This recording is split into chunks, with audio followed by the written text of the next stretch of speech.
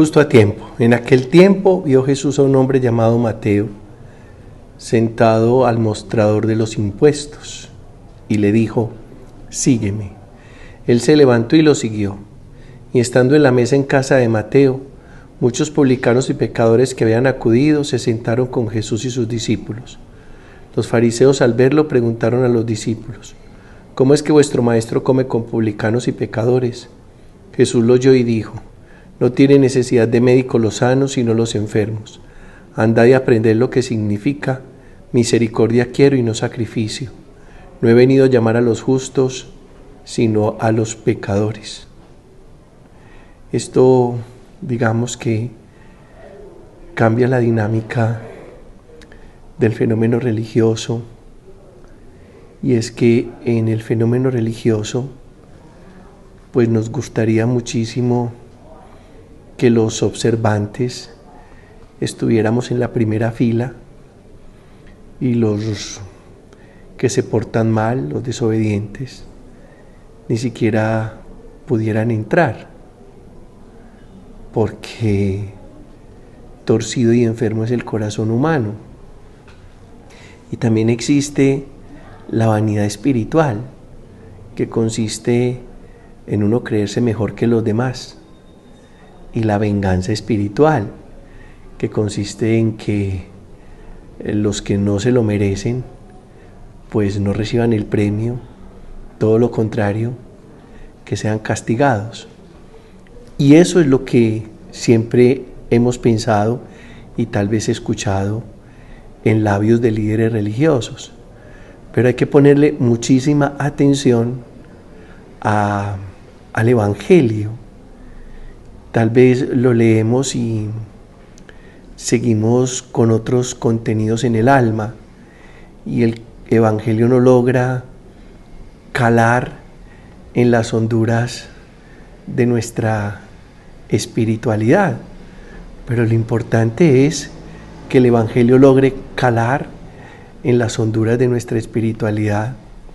Y yo no creo que haya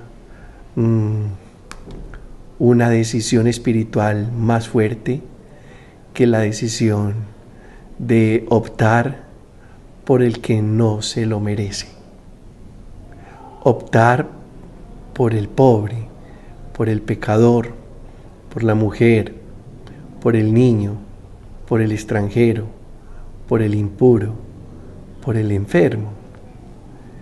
La connotación que tiene, por ejemplo, el extranjero en la religión judía en tiempos de Jesús es vergonzosa.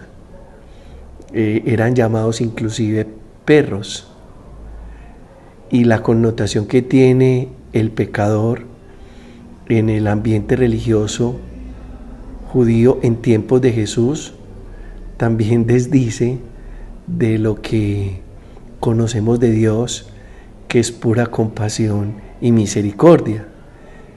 Y es más, la connotación que tiene el enfermo en el ambiente religioso en tiempos de Jesús deja mucho que desear, porque un enfermo era un maldito de Dios.